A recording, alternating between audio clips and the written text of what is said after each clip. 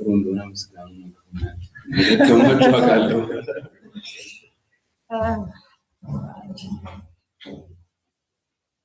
just give it one more minute. We can sing a song in verse.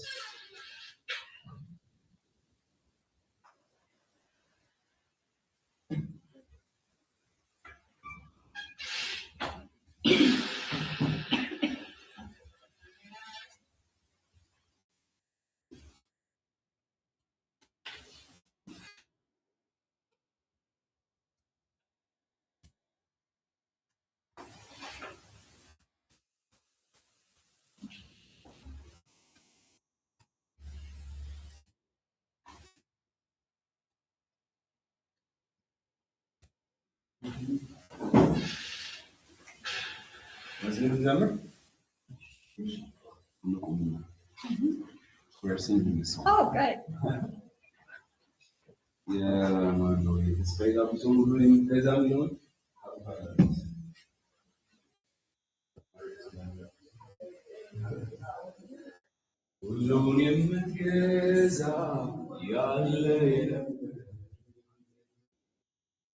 لكن هايلين لابسه يكبر سلام زلاله مسكن يبارك كل عندك كل متجازى يا الليل لكن هايلين لابسه يكبر سلام زلاله مسكن يبارك كل عندك يطوي كل عندك يطوي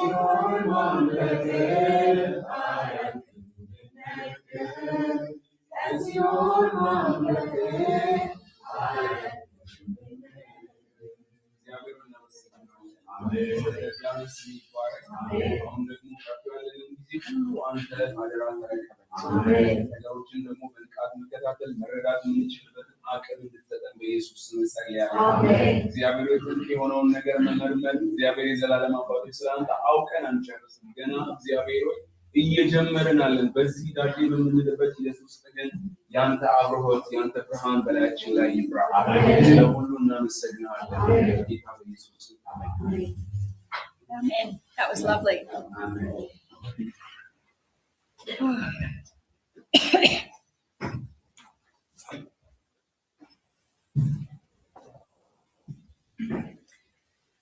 So Nicene Orthodoxy, the Nicene Creed's concept of the Trinity and the relationships of Father, Son and Holy Spirit remained the teaching of the Church through the Middle Ages.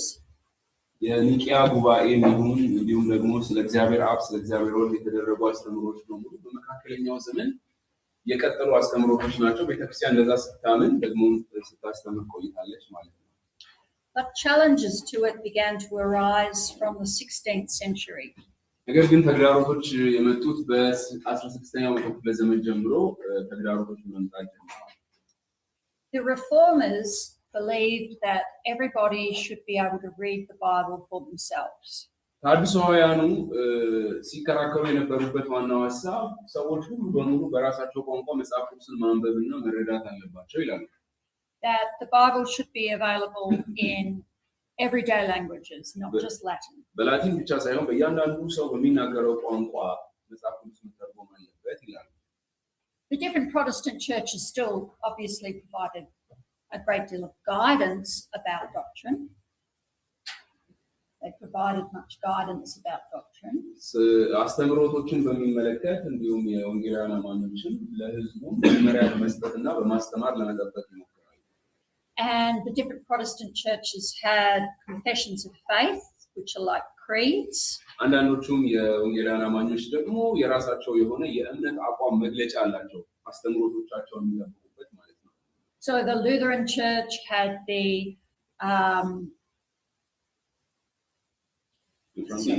sorry, words just gone out of my head. The Lutheran Church had its creed. The Reformed Church had the Westminster Confession. The Anglican Church had the 39 Articles and Augsburg Confession. Sorry, Lutheran Church has the Augsburg Confession. ሉትራኖቹ የኦግስበርግ የእምነት መግለጫ አላቸው።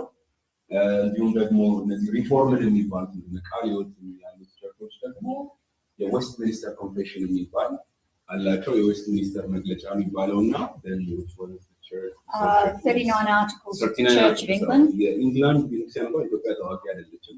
አንግሊካን የሚባለው ቤተክርስቲያን ሱዳን ላይና ሌሎች አፍሪካ ሀገራት ላይ ያለው And those all acknowledge the Trinity in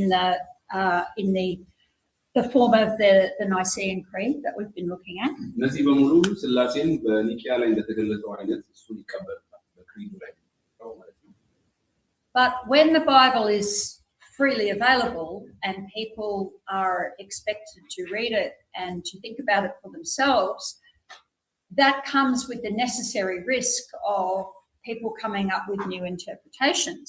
መጽሐፍ ቅዱስ በራሱ ለሰዎች በሚናገሩት ቋንቋ መሰራጨቱ ሰው ሁሉ የተለያየ ትርጉም ይዞ እንደሚመጣ ያ አደጋ ነበር የራሱን ትርጉም ይዞ። And some people challenge the doctrine of the Trinity. ስለዚህ አንዳንዶቹ የሥላሴን አስተምሮ መገዳደር ጀመሩ ማለት ነው። In the Enlightenment period, the Age of Reason, a bit later on, some people would challenge that doctrine because they didn't really believe the Bible. በኢንላይትመንት በሚባልበት ዘመነ አብርሆት የሚባለው አለ። በዛ ዘመነ አብርሆት ጊዜ ሰዎች ብዙም ስለ ሃይማኖት መከራከር የሚፈልጉም ጉዳይ ሆኖ አልተነሳም ነበር። But others, particularly earlier on in the 16th century, challenged the Trinity because they did not think it was found in the Bible. አንዳንዶች ግን በ16ኛው መቶ ክፍለ ዘመን ላይ የሥላሴን አስተምሮ መቃወም ጀመሩ። ያም ምክንያታቸው አንዱ መጽሐፍ ቅዱስ ውስጥ የለም የሚል ሥላሴ። They believed that it was a doctrine that came later into the church. ይሄ አስተምሮ በኋላ ላይ ቤተክርስቲያን ራሷ ያሳደገችው የመጣ ትምህርት ነው እንጂ መጽሐፍ ቅዱስ ውስጥ የለም የሚል ክርክር የተነሳ። They saw a need to return to what they viewed as the first century church teachings. ስለዚህ እነሱ የአንደኛው መቶ ክፍለ ዘመን የነበረችው የሐዋርያት ቤተክርስቲያን የምታምነው ወደሱ እምነት እንመለስ የሚል ነው። And so some of these decided that the Trinity was not a biblical teaching. ስለዚህ አንዳንዶቹ ሥላሴ ያን ያክል ጥሩ ትምህርት አይደለም በሚል ተቃውሞ አንስተውበታል ማለት ነው። So some were just individuals, such as a man called Michael Servetus. አንዳንዶች በግለሰብ ደረጃ ነው። ለምሳሌ ሚካኤል ሰርቬተስ የሚባል ሰው ተቃውሞ ነበር በኃይል።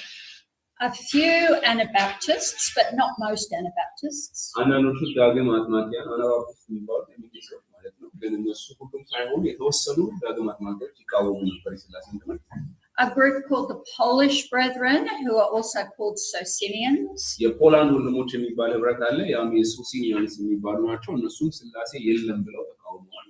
And then later on a group called the Unitarians. ከዛ በኋላ የተነሱት ደግሞ ዩኒቴሪያንስ የሚባሉት ናቸው። ያው Not necessarily. Today Unitarian covers a whole range of ideas. ዩኒቴሪያንስ የሚባሉት አሁን ያሉት ሐዋርያት ናቸው ወይ ብዬ የሚጠይቋት አይደለም። ሁሉንም ያካትታል። ለምሳሌ ዩኒቴሪ ማለት ጆሆ ዊትነሶችም ዩኒቴሪያን ሊሆኑ ይችላል። They are Jehovah's Witnesses are most not Unitarian but monarchians. No, Jehovah's Witnesses are similar to Arians. Similar to Arians. Not exactly the same, but similar. Yep. Jehovah's Witnesses ከአሪያንስ ጋር ነው የሚመሳሰላቸው። They came later. They were in the 19th century. So this was the beginning of some anti-Trinitarian thinking in the 16th century. And we see in the writings of John Calvin at this time, we see some opposition to these ideas. እነዚህ ትምህርቶች በ16ኛው መቶ ክፍለ ዘመን የተነሱ የመጀመሪያዎቹ ተቃውሞች ናቸው ሥላሴ ላይ። ስለዚህ እነዚህ ተቃውሞች የምናገኛቸው በጆን ካልቪን ጽሑፎች ላይ ነው። እነዚህ ጆን ካልቪን ጽሑፎች ላይ እነዚህ ተቃውሞች ተቋል። So John Calvin presents the traditional understanding of the Trinity in his book, The Institutes of the Christian Religion. እነዚህን የሐሰት ትምህርቶች ኢንስቲትዩት ኦፍ ክርስቲያን ሪሊጅን የሚል መጽሐፍ አለ። እዛ ላይ በደንብ ሰፊ ተቃውሟቸዋል የተማሩትን ትምህርት ማለት ነው። So he is presenting it as part of his comprehensive doctrine of the Christian faith.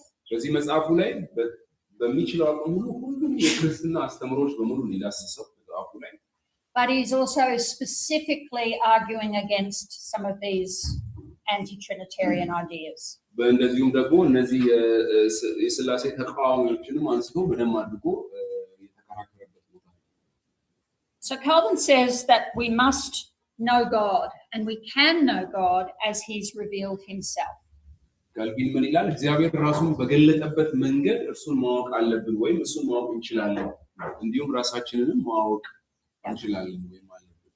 So although as humans we cannot have complete perfect knowledge of God, እንደ ሰዎች እኛ የእግዚአብሔር ፍጹም ዕውቀት ባይኖረን we can know what he's told us about himself. ስለራሱ የነገረን ነገር ግን መረዳትና ማወቅ እንችላለን።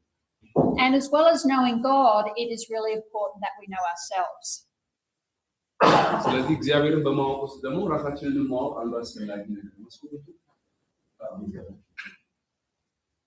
That we understand humanity made in the image of God, but sinful and needing redemption. ሁላችንም እንደምናውቀው የሰው ልጆች በእግዚአብሔር አምሳል የተፈጠሩት ነገር ግን በኃጢአትና በውድቀት ምክንያት እንደገና መቤዠት እግዚአብሔር አስፈልጎት ነበር። And Calvin insisted that Scripture teaches one essence of God in three persons. ስለዚህ ቅዱሳት መጽሐፍ ስለ እግዚአብሔር ባህሪ ስለ እግዚአብሔር አንድ ማንነትና ሶስት አካላት እንዳሉ ወይንም ሶስት አካላት እንዳሉ ያስተምራል መጽሐፍ። And specifically challenges the teaching of those who say otherwise, particularly Michael Servetus. ብዙዎችን ይቃወማል። በዋናነት ግን ማይክል ሰርቬተስ የሚባለው የእሱን ትምህርት ነው ያስተባበለው Calvin. So Michael Servetus lived in the 16th century, in the 1500s, and he was Spanish. ይሄ ማይክል ሰርቬተስ የሚባለው ሰው ስፔናዊ ነው። የኖረው በ16ኛው ክፍለ ዘመን በ1553 አካባቢ ድረስ ነው። He was a medical doctor, whatever that meant back then. የሕክምና ባለሙያ ነው። ስፔናዊ ነው በሙያው የሕክምና ባለሙያ። And he was a humanist. A humanist is someone who sees value in individual humans and their opinions. ሰዋዊነትን ወይንም ስለ ሰው የሚያቀነቅን ሰው ነው። እንትን የሕክምና ባለሙያ ነው። ያ ማለት በሰዎች ውስጥ መልካም ነገር አለ ብሎ የሚያምን። He published works on science and medicine and also on Christian doctrine. በክርስትና ትምህርት ላይ በሳይንስ ላይ መጽሐፎችን ጽፏል። He took the Bible seriously, but he believed that the Bible did not teach the Trinity. መጽሐፍ ቅዱስን በጣም አጥብቆ የሚያምን ሰው ነው። ከዚህም ደግሞ ተነስቶ መጽሐፍ ቅዱስ ስለ ሥላሴ አያስተምርም ብሎ ይቃወማል። And he had the idea that the Reformation needed to do more. It ought to not just undo some of the Roman Catholic Church's teachings, but go all the way back to what he believed the New Testament taught. እና ቤተክርስቲያን ልክ ማርቲን ሉተር ግሳትን ያመጣው በተወሰኑ ትምህርቶች ላይ ብቻ መሆን የለበትም። በዋናነት ሥላሴንም ጨምሮ ሁሉም ትምህርቶች አዲስናቸው ወደ አዲስ ኪዳን ላይ እንደነበረው በሐዋርያት ዘመን እንደነበረው መመለስ አለብን ይላል። And so he wrote against the doctrine of the Trinity and shared his ideas with John Calvin. እና ጽሑፎችን ይጽፋል ሥላሴን ተቃውሞ። እነዚህን የጻፋቸውን ጽሑፎች ደግሞ ለጆን ካልቪን ይልክለት ነበር። Calvin was horrified. ካልቪን በዚህ ነገር በጣም ተበሳጭቶ ነበር። And called him a heretic. አንተ መናፍቅ ነህ ብሎ የሚጠራው ሰውየው ትምህርቱን ከላከለት በኋላ።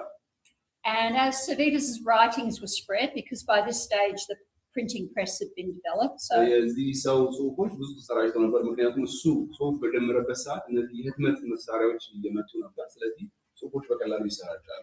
the Roman Catholic Church declared Servetus a heretic. የሮም ካቶሊክ ቤተክርስቲያንም ሰርቬተስ መናፍቅ ነው ብላ አወገዘች። And he fled to Geneva, which was where John Calvin was based. ከዛ በኋላ እሱ ከዛ ከሮም ተነስቶ ሸሽቶ ወደ ጄኔቫ ሄደ። ጄኔቫ ማለት ጆን ካልቪን ያለበት። And the Protestants there in Geneva agreed that he was a heretic and that he deserved death. በጄኔቫ የሚኖሩ ክርስቲያኖች ወይም ፕሮቴስታንት ወንጌላውያን አማኞች ይህን ሰው ያዙት። ስለዚህ ሐሰተኛ ነው ብለው ወነጀሉት። Calvin argued that he should be executed by beheading because that was humane. ካልቪን ሰውየውን ሐሰተኛ መምህር ቢሆን መቀጣት ያለበት አንገቱን በመቁረጥ ነው መቀጣት ያለበት ይላል። But the city council decided that he deserved worse and they burned him alive. ነገር ግን የከተማው ምክር ቤት ከዚህ የከፋ ይገባዋል ብለው በሕይወት እያለ ነው ያቃጠሉት ማለት ነው። Which was a fairly typical way of dealing with heretics in those ይሄ days. ደግሞ በዛ ዘመን መናፍቅ የተባለ ሰው የሚፈርዱበት መንገድ የተለመደ መንገድ ስለነበረ። So one of the things that we should reflect on from the time of the Reformation and also what the Catholics were doing with their Inquisition is it is one thing to disagree with someone's opinion and call them a heretic and say your teaching is wrong. But does that mean we should burn them alive? በካቶሊክ ቤተክርስቲያን ታሪክ ውስጥ ነው የምናየው ነገር ነው። ግን አንድ ሰው ካነሳው ትምህርትና ሐሳቡ ተነስተን ያን ሰው ሐሳብ ልክ አይደለም ትምህርትን ስህተት ነው ማለት አንድ ነገር ነው። ነገር ግን ያንን ሰው በሕይወት ማቃጠል አለብን የሚለው ሌላ ነገር ነው። Should the church use the power of the state to punish heretics? ቤተክርስቲያንስ ልክ እንደ መንግስት የስተት አስተማሪ ናቸው መናፍቅ ናቸው የምትላቸውን ሰዎች በእንደዚህ አይነት መልኩ የመቅጣት ስልጣን አለ። So I will leave you with that thought, and that is one of the discussion questions for Thursday night. ይሄኛውን ጥያቄ በአእምሯችሁ እንድታሰላስሉት ነው ሐሙስ ዕለት የምትወያዩት ጥያቄ ነው። Servetus was an individual, but he wasn't the only one that was thinking against the Trinity. ሰርቬተስ የሚባለው ሰው እሱ አንዱ ግለሰብ ነው፣ ግን እሱ ብቻ ነበረም ስላሴን የተቃወሙ ሌሎች ሰዎችም ነበሩ። And at this stage in the 16th century, it wasn't that they didn't believe the Bible. They just thought the Trinity wasn't taught in the Bible. በዚህ ዘመን የነበሩ ሰዎች ስላሴን ሲቃወሙ በመጽሐፍ ቅዱስ ስለማያምኑ ሳይሆን መጽሐፍ ቅዱስን ያምናሉ፣ በመጽሐፍ ቅዱስ ውስጥ ግን የለም ብለው ነው የሚከራከሩ። So another person was Faustus Socinus. ሌላኛው ሰው ሶሲነስ ይባላል። ሶሲነስ ፋውስተስ ሶሲነስ Yes. He believed that the Bible was authoritative, but he did not think the Trinity was taught in it. መጽሐፍ ቅዱስ ስልጣን ያለው ቢሆንም ስላሴ ግን በመጽሐፍ ቅዱስ ውስጥ የለም ስላሴን አያስተምርም ይላል። So his ideas were similar to adoptionism, that sort of idea. ኢየሱስ ክርስቶስንም በሚመለከት ያለው አመለካከት ሞናርኪያን አዶፕሽኒስት ሞናርኪያኒስት የሚባል ነው። ኢየሱስ ክርስቶስ ሲጠመቅ ነው አሁን ክርስቶስ የሆነው እንደው ነው ማለት ነው።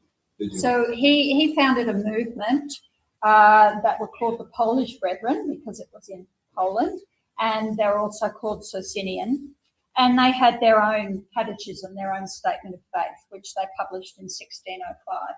So የሆነ ህብረት አቋቋመ። ያ ህብረት የፖላንድ ወንድሞች ህብረት ይባላል። ይህም ሶሲኒዝምን የሚከተሉ ናቸው። ስለዚህ የራሳቸው የሆነ መማሪያ አላቸው። መማሪያው ካቴኪዝም የሚባል ማለት ነው። መማሪያ እሱን የሮኮቪያን ካቴኪዝም የሚባለውን መስርተው በሱ መመሪያ መሰረት ነው የሚሄዱት ማለት ነው። በፖላንድ ነው ሲኖር ይላል።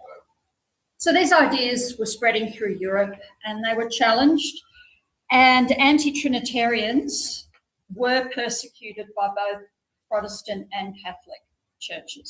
ይህ በ13ኛው ክፍለ ዘመን በመላው አውሮፓ መሰራጨት ጀምሮ ነበር ይህ ትምህርት። ከዚህም የተነሳ ስላሴን የሚቃወሙትን ደግሞ ፕሮቴስታንቶችን ያሳድዷቸዋል፣ ካቶሊኮችን ያሳድዷቸዋል።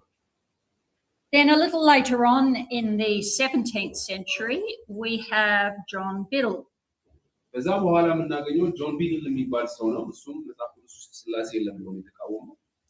And again, he said he believed the Bible, but he did not think that the Trinity was found in the Bible. በተመሳሳይ ሁኔታ እሱ በመጽሐፍ ቅዱስ ስልጣን ቢያምንም መጽሐፍ ቅዱስ ውስጥ ግን ስላሴ የለም።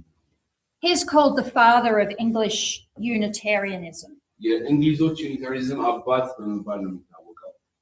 Unitarianism at this stage really meant that no, there's one God and Jesus is his son in an adoptionist sort of way, so non-Trinity unity. ዩኒታሪያኒዝም የሚባለው አንድ እግዚአብሔር አለ፣ ልጁም ኢየሱስ ክርስቶስ ነው፣ በሆነ ሰዓት የተፈጠረ ነው። ስለዚህ አንድ አይደለም ከእግዚአብሔር ጋር የሚለው ኢየሱስ አዶፕት አድርጎት ነው እግዚአብሔር ልጁ ያደረገው። ስለዚህ ዩኒታሪያኒስቲክ የሆነ አመለካከት ነው ያለው ማለት ነው። Today Unitarianism can mean just about anything.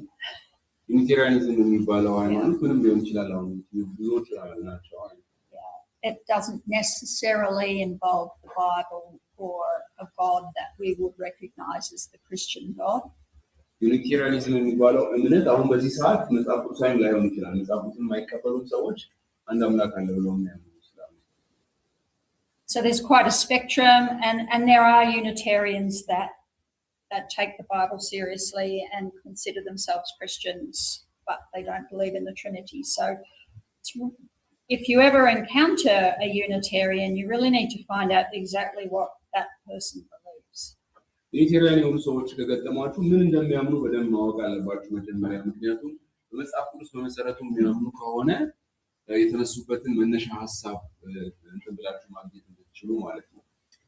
A lot of their arguments go back to this issue of finding the right words. They would say, the word Trinity isn't in Scripture.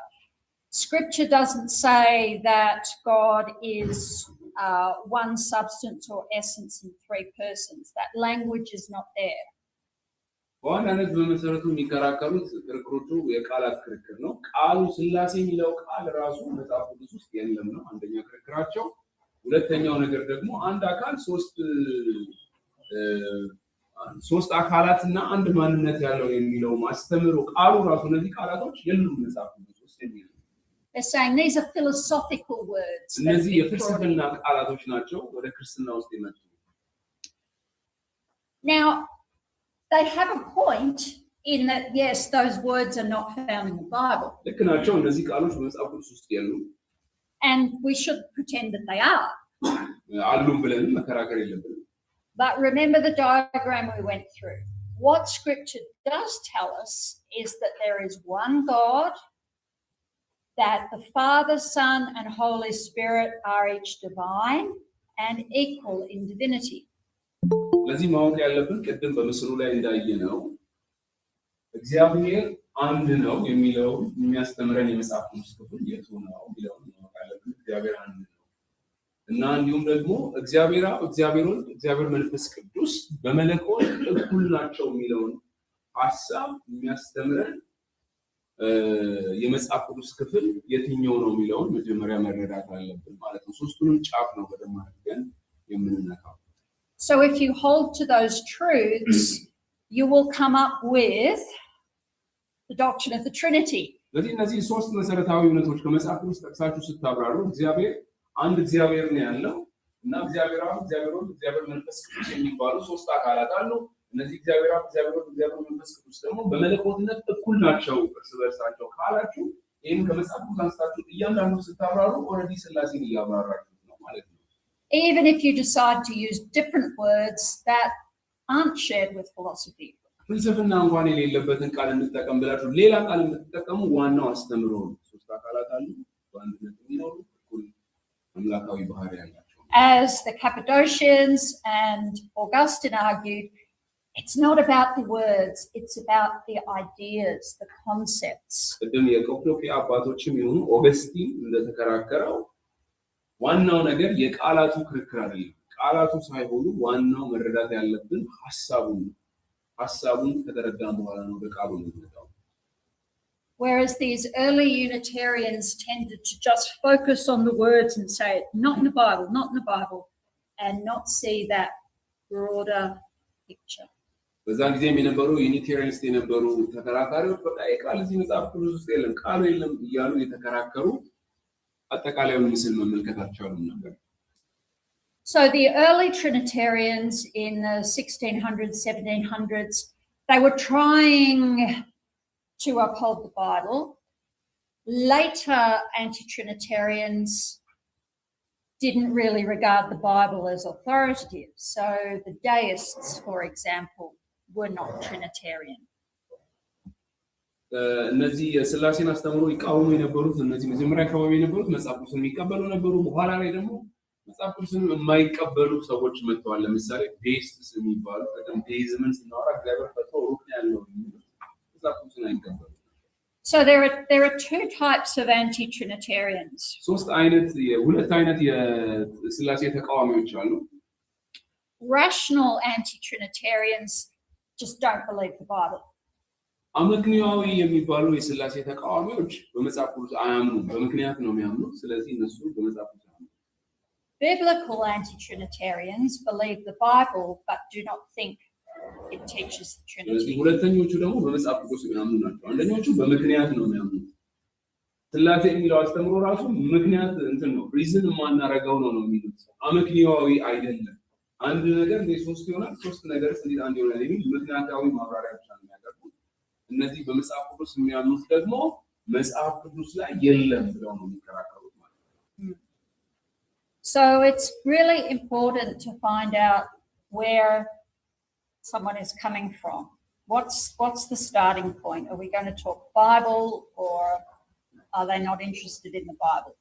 Because if their anti-Trinitarian comes because they don't believe the Bible, then we need to talk about the Bible. ስለዚህ ስላሴን የሚቃወሙ ነገር ግን በመጽሐፍ ቅዱስ የማያምኑ ሰዎች ከገጠሙ መጀመሪያ መነጋገር ያለብን ስለ መጽሐፍ ቅዱስ ነው እንጂ ስለ ስላሴ አይደለም። መጽሐፍ ቅዱስ ምንድነው? መጽሐፍ ቅዱስ ስልጣኑ በሚለው ነው እነሱ መነጋገር ያለብን እንጂ መጽሐፍ ቅዱስ ዓለም ስላሴ የሚለው ግን ምክንያት አይደለም የሚለው ክርክር ስለ ስላሴ መከራከር ጥቅም የለውም። And if they say they do believe the Bible, መጽሐፍ ቅዱስን እናምናለን ካሉ ግን do not get into an argument about what words are in scripture or not in scripture. መጽሐፍ ቅዱስ ውስጥ ያለው ጥቅስ የትኛው ነው የሌለው ጥቅስ የትኛው ነው ብላችሁም ክርክር ውስጥ መግባት የለባችሁ። But focus on the evidence for the divinity of Jesus, the divinity and personality of the Holy Spirit, and the oneness of God, and say, how do we understand this? በዋናነት ማድረግ ያለባችሁ የኢየሱስ ክርስቶስን አምላክነት ከመጽሐፍ ቅዱስ ማብራራት፣ የኢየሱስ ክርስቶስን ሰውነት ከመጽሐፍ ቅዱስ ማብራራት፣ እንዲሁም ደግሞ የመንፈስ ቅዱስን አምላክነት ካብራራችሁ በኋላ እግዚአብሔር አንድ ነው የሚለውን ሐሳብ እንነጋገር። ከዛ በኋላ ይሄን ሐሳብ እንዴት ነው የምናስታርቀው የሚል ጥያቄ ማቅረብ ብቻ ነው የሚጠበቅባችሁ። And you may find that they think they understand the Trinity, but what they are arguing against is not Orthodox Trinitarian doctrine. ስለ ስላሴ እናውቃለን ብለው የሚያስቡት ዕውቀት አላቸው እንደዚህ የሚከራከሩ ሰዎች። ስላሴ እንደዚህ ነው፣ ስላሴ የሚያስተምሩ ሰዎች እንደዚህ ነው ብለው የሚናገሩት ዕውቀት አለ።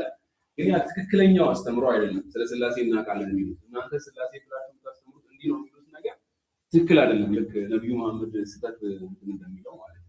So we need to thoroughly understand our own beliefs and why we believe them.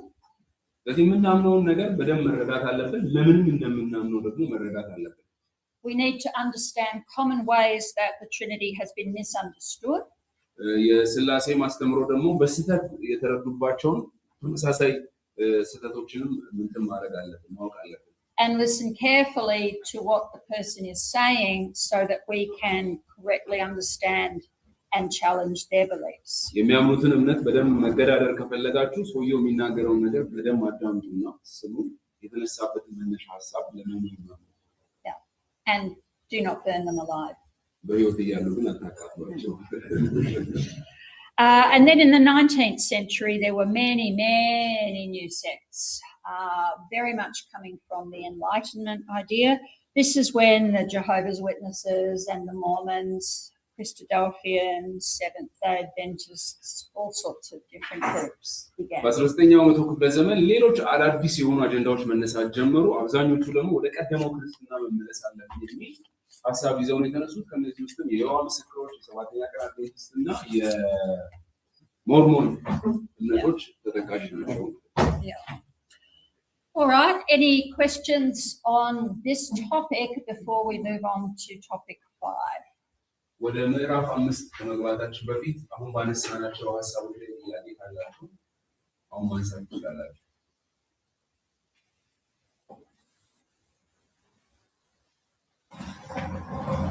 Any questions from online? ኦንላይን ላይ ያላችሁ ካላችሁ ጥያቄ ማንሳት ትችላላችሁ።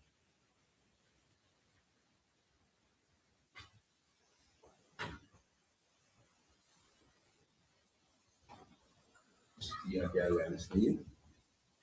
Okay.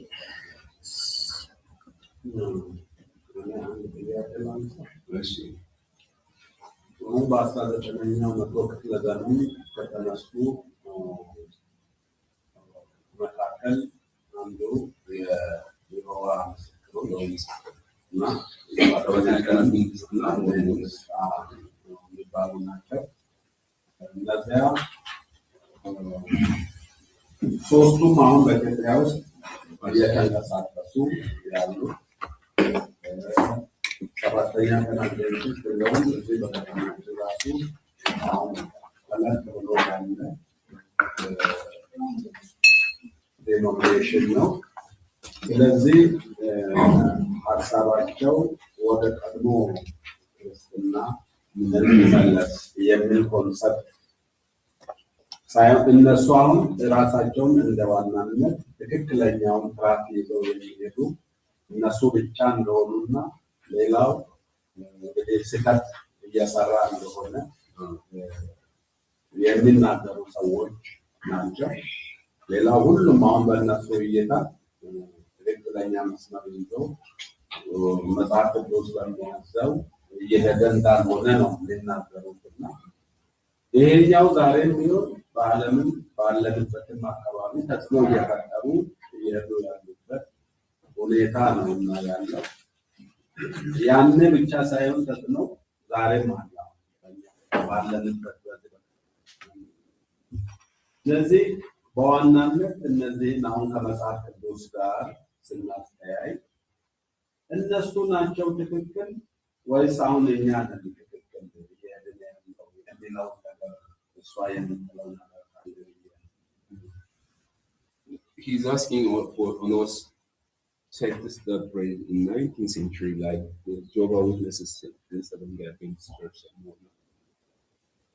These churches are becoming influential in Ethiopia, specifically in Hawassa. There are bigger churches like the Seventh-day Adventist churches, the Jehovah's Witnesses, and some others.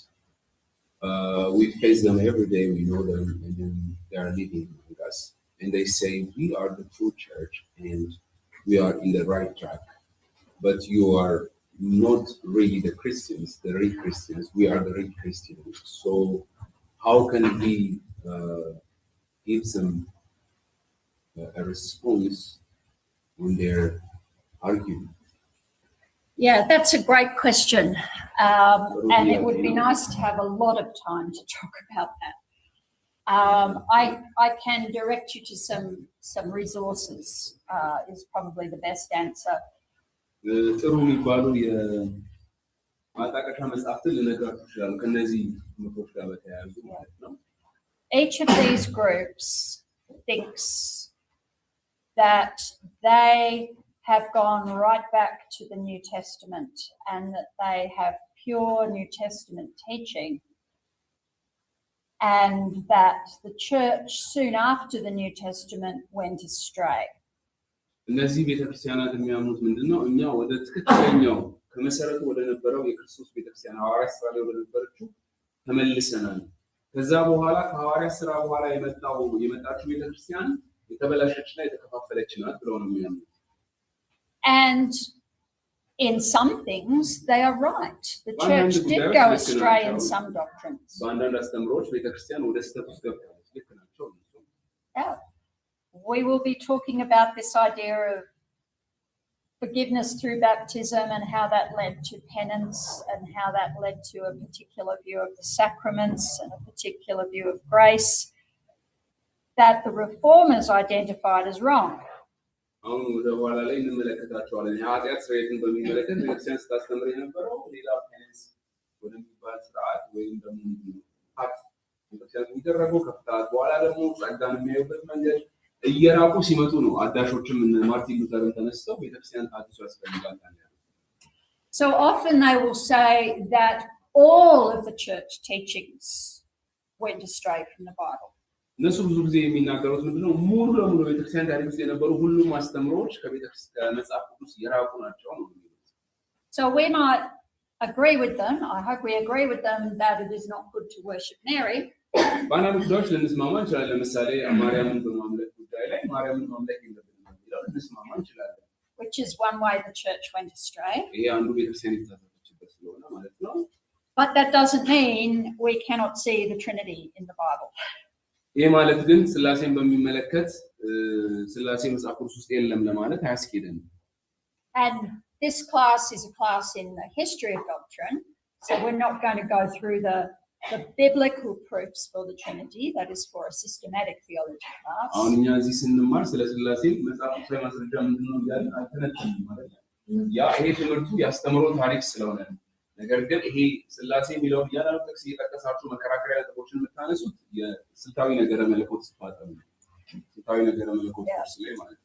So we need to go back to scripture and, as I say, not get bogged down in some of the words, which they will rightly say the words came from Greek philosophy, but go back to the scriptural testimony, the principles, and work from there. እኛ መጽሐፍ ቅዱስ ውስጥ የሌሉ ሐሳቦችና የግሪክ ፍልስፍና ቃሎች ብቻ አይደሉም እነዛ የምንጠቀማቸው። ሐሳቡ ግን መጽሐፍ ቅዱስን ሄደን ስንመለከት በዝርዝር የምናገኛቸው ሐሳቦች ናቸው። But they can have a very rigid idea that only they have the truth, and that can be quite hard to shake. Because if you think that the pattern through the ages has been that most people go astray and disobey God, and there's only a few faithful, then it suits them to think that they are the few faithful. ይህም ታሪክን የምንረዳበትንም መንገድ ለምሳሌ በታሪክ ውስጥ የመጡት ሰዎች በሙሉ ወደ ስህተት ሄደዋል። የተወሰኑ ሰዎች ግን በትክክለኛው መንገድ ሄደናል ብለው ነው የሚያምኑት።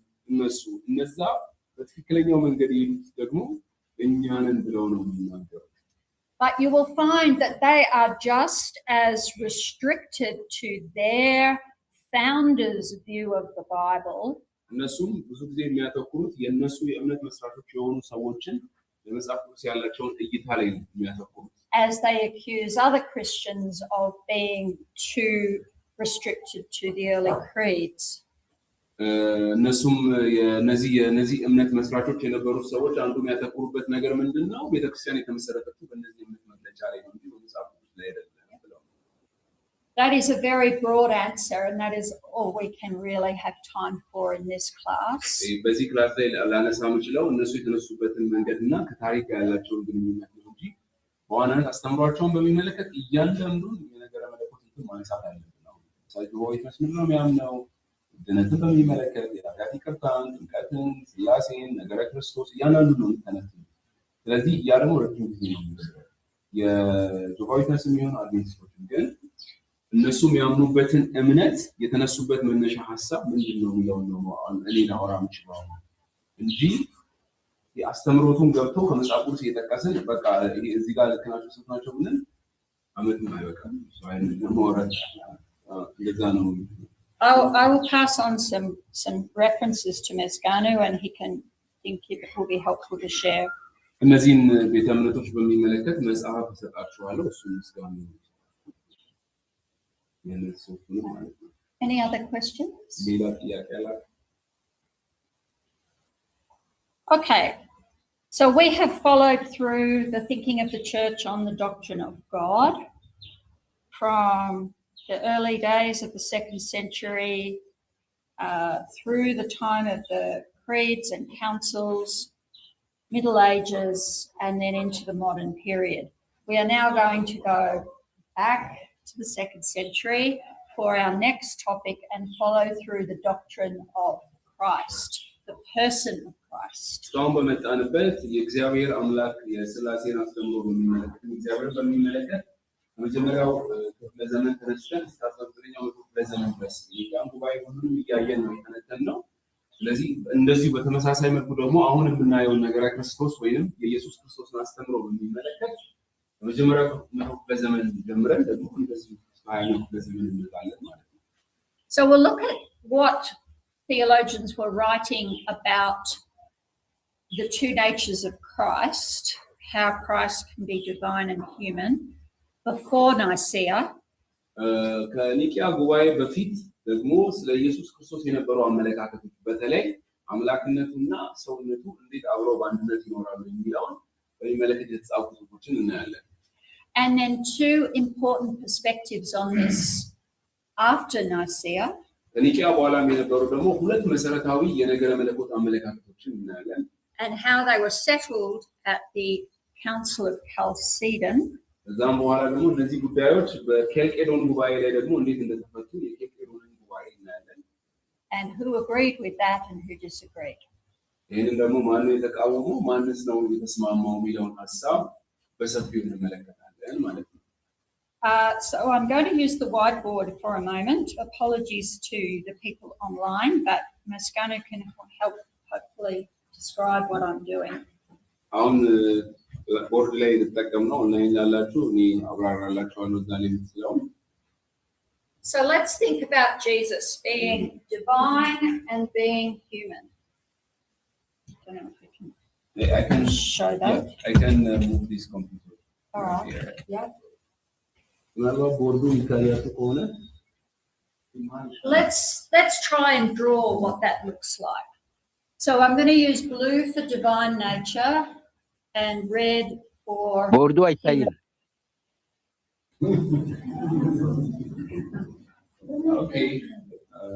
So when we think about Jesus being divine and human, do we mean that he is just I can't draw very well, a fleshly shell that is filled ኢየሱስ with ክርስቶስ divinity. አምላክነትንና የሰውነቱን የሚመለከት ነው።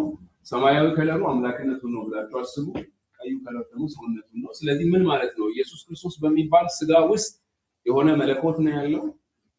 Is that what Jesus is? ኢየሱስ ማለት እሱ ነው? Or is he maybe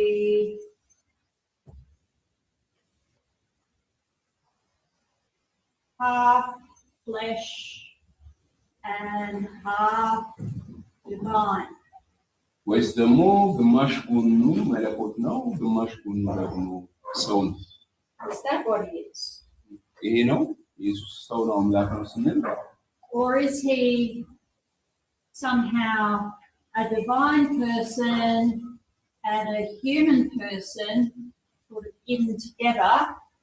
ወይስ ደግሞ ሁለት አካላት ናቸው? አንድ መለኮት አለ፣ ሌላ ደግሞ የሆነ ሰው አለ። ሁለቱም በአንድ አካል ውስጥ በአንድ ላይ ነው። Or is he a blend so that he is, if you like, purple instead of red and blue? ወይስ ደግሞ እርስ በእርሱ ተዋህዶ ያለ ነው? አምላክነቱም ሰውነቱም አንድ ላይ ተዋህዶ በአንድ አካል ውስጥ ነው ያለው? Or is he none of those things? ወይስ እዚህ ጋር ካሉት ውጪ ነው? ኢየሱስ ሰው ነው አምላክ ነው ብለን ስንል Maybe something that we can't really draw. ወይስ የሆነ መሳል የማንችለው ነገር ነው? How do we understand Jesus as divine and human? እንዴት ነው ኢየሱስ ክርስቶስ ሰው አምላክን ነው ብለን የምናምነው? This is the next problem the church wants to solve. ይሄ ቀጣዩ ችግር ነው ማለት ነው ቤተክርስቲያን ለመፍታት የሞከረችው። And like with the Trinity, it was mostly the Eastern Church arguing about this. ይህን ጉዳይ በሚመለከት በዋናነት እየተከራከሩ የነበሩት The Eastern.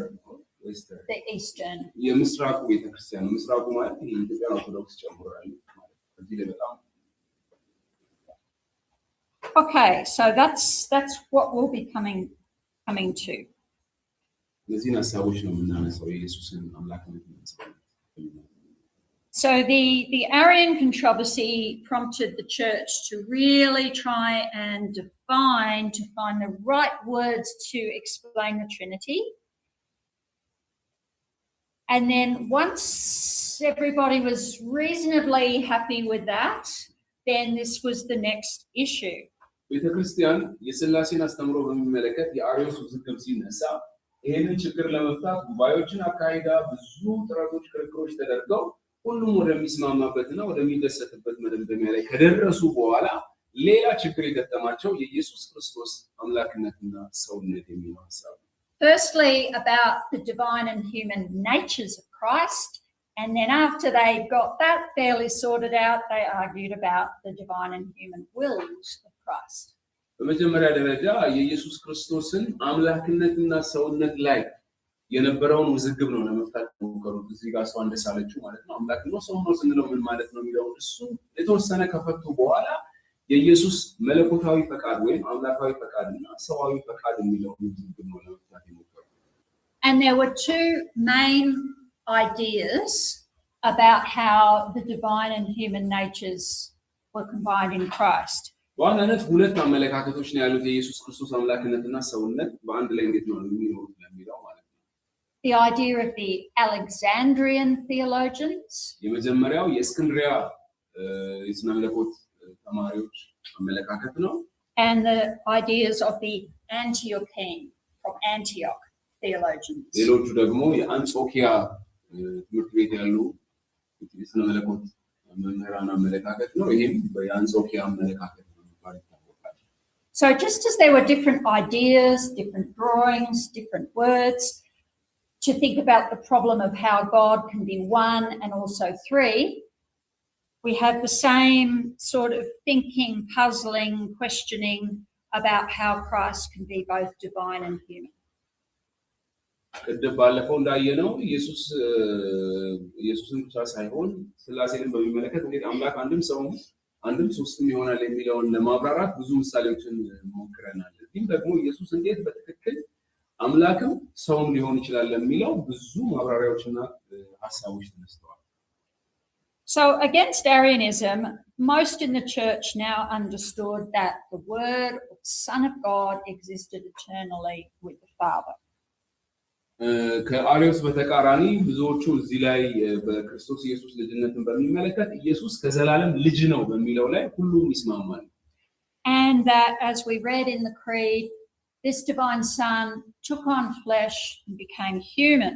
እነዛ መግለጫዎች ላይ እንደምናነበው ይህ መለኮት የሆነው የእግዚአብሔር ልጅ ስጋ ለበሰ ደግሞ ሰው ሆነ የሚለውን ያምናሉ።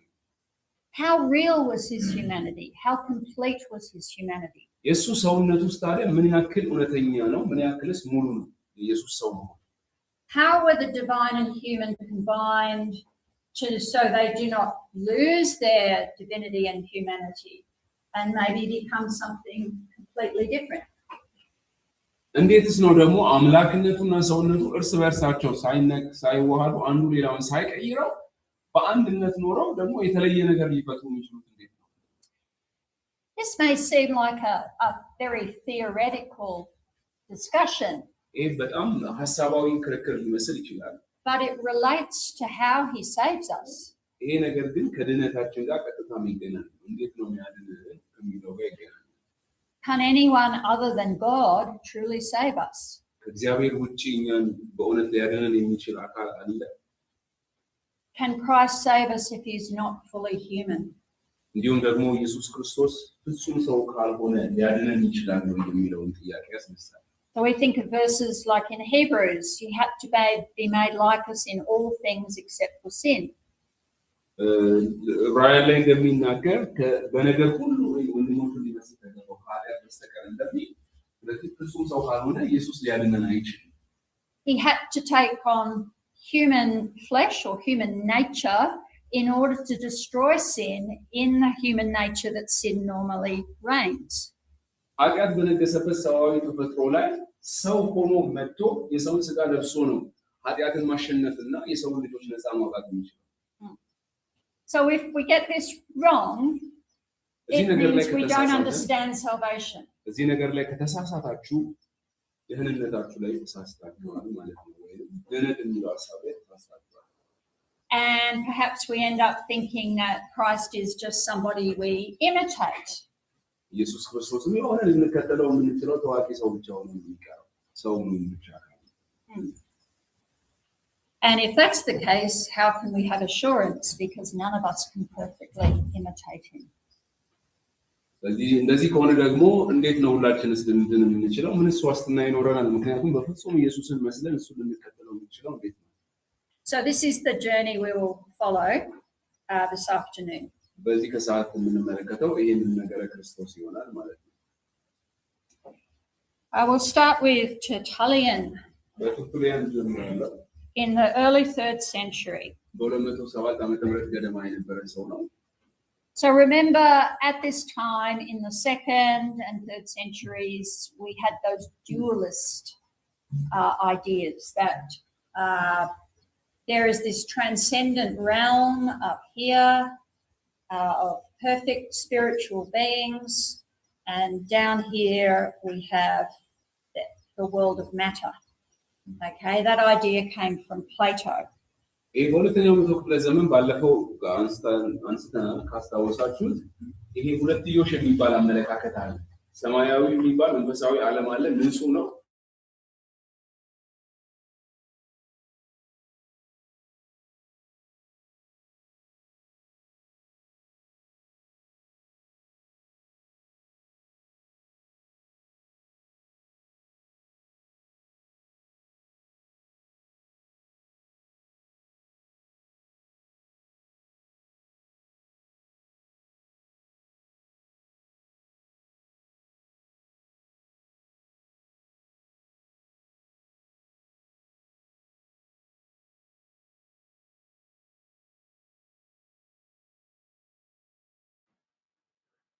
አይሰማም።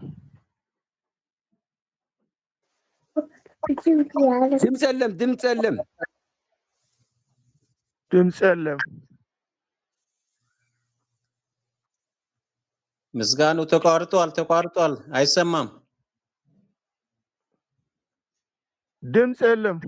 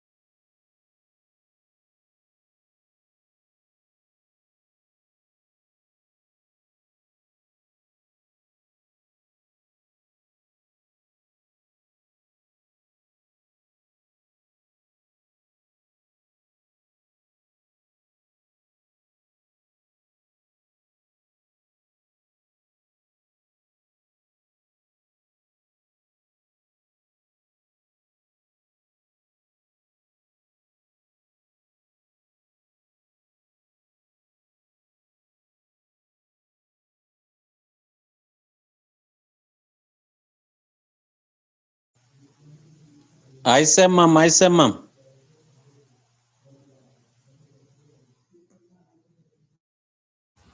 ይሰማል አሁን? አሁን ይሰማል። አሁን ይሰማል። Or maybe it led to an idea that he wasn't truly divine or fully divine. And so we have those ideas about adoptionism and Arianism and so forth. ለዚህ ሁለቱ ሐሳብ ነው ሊሆን የሚችለው። አንደኛው ኢየሱስ ክርስቶስ ሰው አይደለም፣ ሰው ፍጹም ሰው አይደለም። ያ ማለት የንጹህ የሆነው መንፈሳዊ ዓለምና ቆሻሻ የሆነው ቁሳዊ ዓለም አይዋሃድም። ሰው ይመስላል እንጂ ሰው አይደለም ኢየሱስ የሚል ነው። ሁለተኛው ሐሳብ ግን መለኮትነቱን መካድ ነው። ልክ አሪዮስ እንዳደረገው ኢየሱስ ክርስቶስ መለኮት ሳይሆን ከዘላለም ልክ ሲጠመቅ ነው ኢየሱስ መለኮት የሆነው ወይንም ደግሞ ክርስቶስ የገባበት የሚል ነው። Tertullian is writing about 100 years before Arius, but it is the time when there were many dualist ideas. ተርቱሊያን ሲጽፍ አሪዮስ ከመነሳቱ ከብዙ ዘመናት በፊት ነው፣ ዓመታት በፊት ነው የጻፈው። ቢሆንም ግን ይሄ የሁለትዮሽ ክርክር በዛን ጊዜ ስለነበረ ሐሳቡን በደንብ ይገልጸዋል ተርቱሊያን። Various denials of Christ's true humanity and also of his physical resurrection. ኢየሱስ ክርስቶስን እውነተኛ አምላክነት ወይንም እውነተኛ ሰውነት እንዲሁም ደግሞ በአካል ተነስቷል፣ ትንሣኤ የሚባለው ነገር ኢየሱስ በአካል ተነስቷል የሚለውን ሐሳብ ይከራከር ነበር። Because the humanity of Christ and the resurrection are connected. ኢየሱስ ክርስቶስ ሰውነትና ኢየሱስ ክርስቶስ ትንሣኤ የተገናኘ ነው። The incarnate Son died and was resurrected so that we too can die to sin and be resurrected. ይሄ ሥጋ የሆነው ኢየሱስ ክርስቶስ መሞትና ደግሞ ከሞት መነሳት አለበት፣ ምክንያቱም እኛ ለኃጢአት ሞተን ለጽድቅ እንድንነሳ ማለት ነው። Whereas dualism says, oh no, God could not be born, God could not suffer, God could not die, and why would anyone want to be resurrected with another physical body? እነዚህ የሁለትዮሽን አመለካከት የሚከራከሩ ሰዎች ምን ይላሉ? እግዚአብሔር ሥጋ ሊኖረው አይችልም፣ እግዚአብሔር አይወልድም፣ እግዚአብሔር መከራ ሊቀበል አይችልም፣ አይሞትም፣ ደግሞ ቢሞትስ ተመልሶ በሥጋ ለመገለጥ ወደ መከራ ሰውነት ውስጥ ለመግባት ለምን ይነሳል የሚል ክርክር ነው ያለው። Tertullian wrote a book against that called On the Flesh of Christ. ተርቱሊያን በዚህ ላይ መጽሐፍ ጽፏል፣ በኢየሱስ ክርስቶስ የኢየሱስ ክርስቶስ ሥጋ በሚል ማለት ነው። He said, we don't get to decide what God can and cannot do. እኛ እግዚአብሔር ምን ይችላል ምንስ አይችልም ብለን መወሰን አንችልም። እግዚአብሔር ስለሚችለው ነገር እኛ ወሳኞች አይደለም። Becoming incarnate does not mean that he ceased to be God.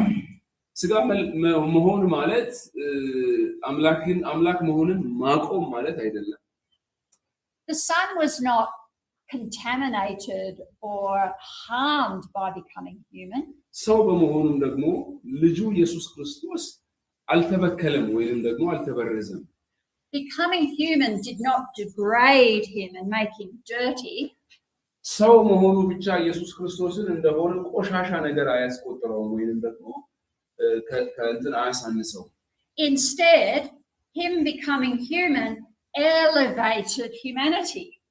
የኢየሱስ ክርስቶስ ሰው መሆን ግን ሰውነትን ወይም ሰው መሆንን ከፍ የሚያደርግ ነው፣ ለሰው ቦታ የሚሰጥ ነው። ልክ ዳዊት እንዳለው ታስበው ዘንድ ሰው ምንድነው እንዳለው።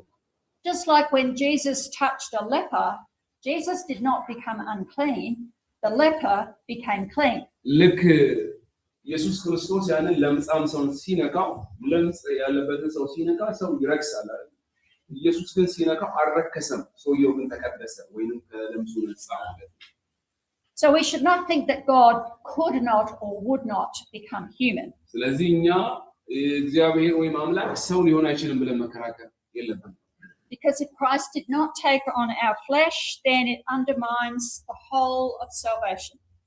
ስለዚህ ኢየሱስ ክርስቶስ ሰው ካልሆነ ይሄንን የድህነት አስተምሮ በሙሉ So however we picture him, however we understand him, we must acknowledge both full divine and full human nature. ስለዚህ እኛ ሙሉ ለሙሉ ኢየሱስን ለመረዳት ከፈለግን ኢየሱስ ክርስቶስ ፍጹም አምላክ ነው፣ ፍጹም ሰው ነው ከሚለው ነው መነሳት ያለብን። And that doesn't mean a human body, it also means a human soul. So this would be wrong. ይሄ ማለት ደግሞ ስጋዊ ኢየሱስ ክርስቶስ ሰው ነው ስንል የስጋ አካል ብቻ ሳይሆን የስጋ አመለካከት ነው፣ የስጋ አእምሮ አለው ኢየሱስ ክርስቶስ ወይም የስጋ ነፍስ ሶል ነፍስ አለው ያ የሰው ነፍስ አለው ኢየሱስ ክርስቶስ። But Tertullian struggled to find the right word to describe this. ነገር ግን ይህንን ሐሳብ ለመግለጽ ቱርቱሊያን ቃል ማግኘት አልቻለም ነበር። And unfortunately, he said that the divine Christ was clothed with human flesh, which rather sounds like this.